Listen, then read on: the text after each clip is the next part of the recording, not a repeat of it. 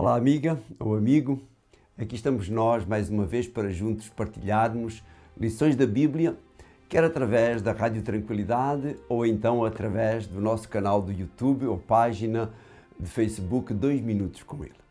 Eu convido-te a que partilhes com os teus amigos os links destes meios de divulgação da Palavra de Deus, tanto da Rádio Tranquilidade quanto dos nossos canais, porque estes são meios que estão à nossa disposição para nós levarmos a mensagem de Deus contida nas Sagradas Escrituras ao maior número possível de pessoas, especialmente os teus amigos.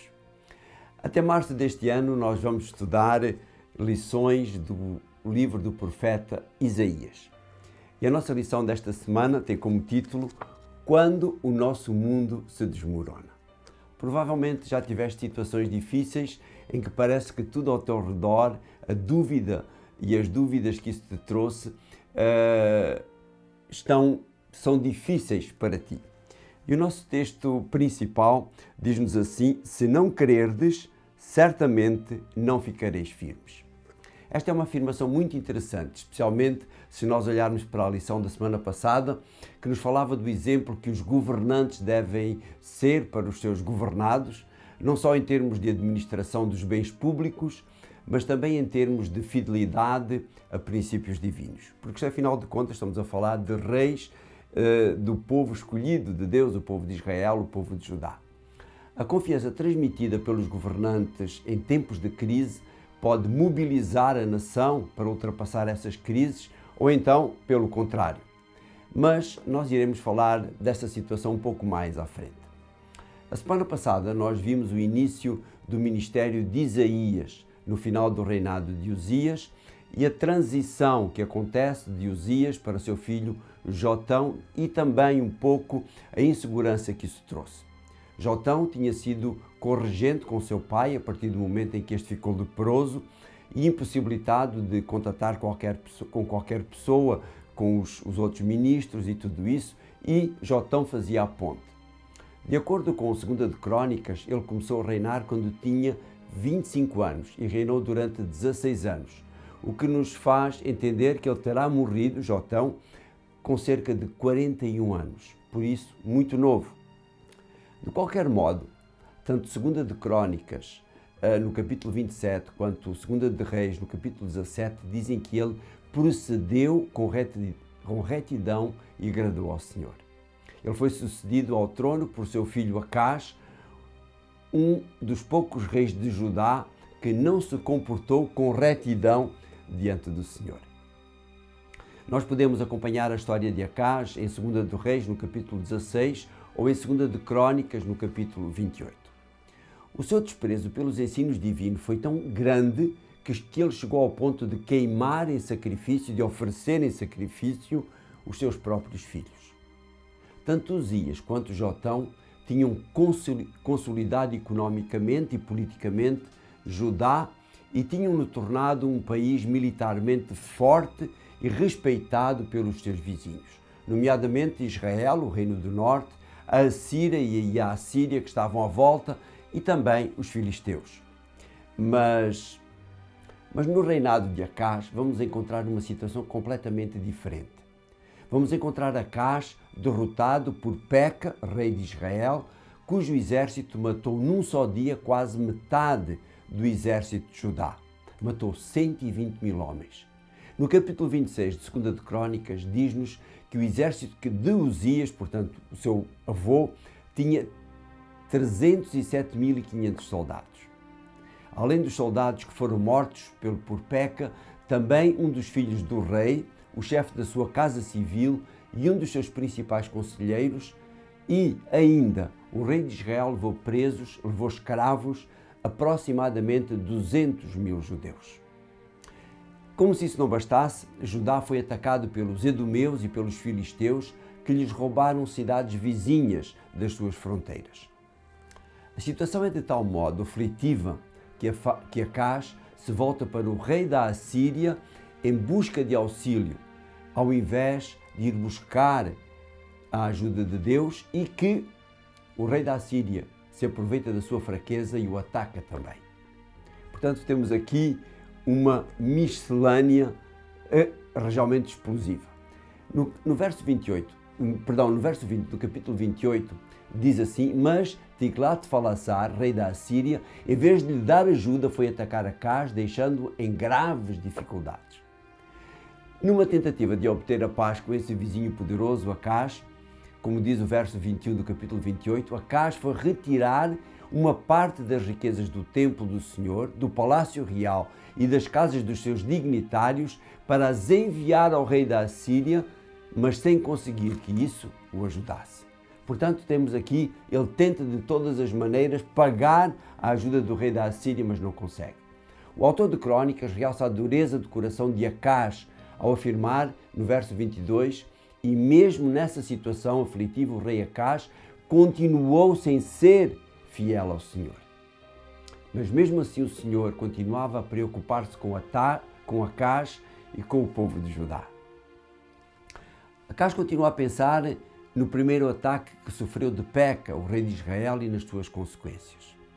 Acaz sente ainda mais medo ao constatar a união de Peca com o rei da Síria e as consequências que poderiam advir para si e para o seu povo dessa união, dessa junção desses dois reis. É em meio a esta preocupação que o Senhor então envia Isaías ao rei para lhe mostrar os erros das suas alianças e o perigo que estas eram para os judeus, por um lado, e por outro, para lhe comunicar ainda uma mensagem de esperança. Como dissemos na primeira lição, os filhos de Isaías tinham nomes muito significativos. Um chamava-se Sear-Jazub, que significa um resto volverá. E o outro filho chamava-se Maher-Shalal-Ashbaz, que significa rápido despojo, presa segura. O Senhor ordena então a Isaías que leve o seu filho Sear-Jazub, ou um resto volverá, com ele para quando ele for falar com o rei. Podem imaginar a cara do rei quando Isaías lhe apresenta o filho e lhe diz o nome. Um resto volverá? Volverá de onde? Quem voltará? Quem irá para depois voltar? Isto são interrogações provavelmente que ficam na cabeça daquele rei. O que Deus estava a dizer a Acaz era: o nome desse rapaz tem o significado que lhe quiseres dar. Afaste-te dos teus pecados ou vais para o cativeiro, e do cativeiro há de haver um remanescente que voltará. E está nas tuas mãos. É, por assim dizer, aquilo que o Senhor lhe diz.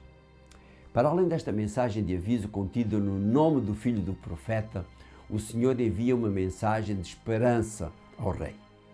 No verso 4 do capítulo 7, logicamente, do livro de Isaías que estamos a ver, diz-nos assim: e dir-lhe-ás, está atento e tem calma, não tenhas medo nem te acobardes por causa da cólera de Recim, o arameu, e do filho de Remalias, ou seja, o rei de Judá. O rei de Israel, não são mais que 2 tições fumegantes. Deus é muito claro, não precisas ter medo daqueles que tu consideras como uns vulcões em erupção. Afinal de contas, eles não passam de tições fumegantes, quase apagados, portanto, são fumegantes. Portanto, não precisas de recorrer a uma aliança com a Assíria. Que mensagem para um rei descrente e afastado de Deus. Um rei que confiava mais em alianças militares do que no poder de Deus para derrotar os inimigos do seu povo, este povo escolhido. Mas a mensagem que o profeta traz, ela contém uma nota de advertência quanto à fé necessária por parte do rei. No final do versículo 9 diz assim: se não acreditarem, não estarão seguros.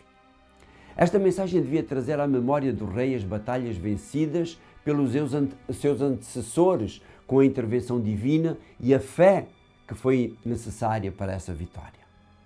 Já imaginaram Moisés em frente ao Mar Vermelho com o poderoso exército de Faraó em louca cavalgada para os alcançar? Já imaginaram esta situação? Para onde é que ele poderia escapar? O que é que ele tinha que fazer? Mas para poder colocar o povo que ele tinha tirado do Egito a salvo, ele teve de acreditar no Senhor e teve de meter o pé na água para que o mar se abrisse e ele pudesse atravessar com o povo e depois derrotasse, morto naquele mar, o exército de Faraó. Mas a mensagem do profeta aqui não foi suficiente para convencer o rei. Ele continuou a confiar mais no traiçoeiro rei da Assíria do que na mensagem que o profeta lhe traz naquele momento. Mas o Senhor não desiste de Acaz e envia-lhe nova mensagem dizendo-lhe que peça um sinal, que confirme que o Senhor lhe dará a vitória. Vejam o que diz o verso 10 e o verso 11 deste capítulo. O Senhor mandou Isaías levar outra mensagem a Acaz. Pede ao Senhor, teu Deus, um sinal. Venha ele do fundo do abismo ou do alto do céu. Pede o que quiseres, que tipo de sinal quiseres, que o Senhor te mostrará que esta mensagem é dele e que ele te dará a vitória. Deus estava disposto a tudo para poder provar a esse rei que o podia ajudar. Mas a resposta deste, que até parece uma resposta humilde, é na realidade mais uma recusa ao apoio que o Senhor lhe quer dar. No versículo 12 diz assim: não farei tal coisa, dizendo Acaz, não farei tal coisa, não quero provar, não quero provocar o Senhor. Mas esta foi uma recusa definitiva do rei de receber a ajuda divina.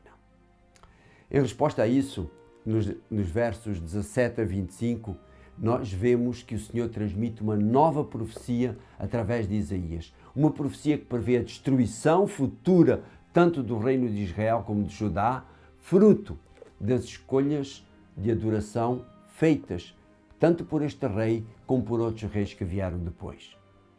Mas transmite também uma mensagem de salvação espiritual que aponta para Jesus como Deus conosco. E cita inclusivamente Jesus, que nasceria da Virgem Emanuel. A mensagem final que esta lição nos traz é o interesse constante de Deus para com os seus filhos. Deus procura incessantemente cada ser humano para lhe dar a oportunidade de se arrepender e aceitar os seus conselhos e viver de acordo com a sua vontade. Para isso ele enviou muitos e muitos seres humanos que são portadores e que foram portadores dessa mensagem. Ele preservou a Bíblia para que a mensagem dada por ele chegasse até nós. Deu aos homens sabedorias para utilizar toda a tecnologia para levar essa mensagem, desde a tipografia inventada por Gutenberg até a rádio inventada por Marconi, os satélites, a internet, as redes sociais, tudo isto foi colocado à disposição do ser humano para levar esta mensagem. O Senhor continua interessado em ti e em mim. Cabe-me a mim ou a ti fazer a escolha. Escolha semelhante à de Acaz ou semelhante à de Isaías. Fazer a nossa própria vontade ou a vontade de Deus. Oxalá a tua escolha, a minha escolha, seja sempre a mesma que o profeta Isaías. Pai nosso que estás nos céus, obrigado por estas lições.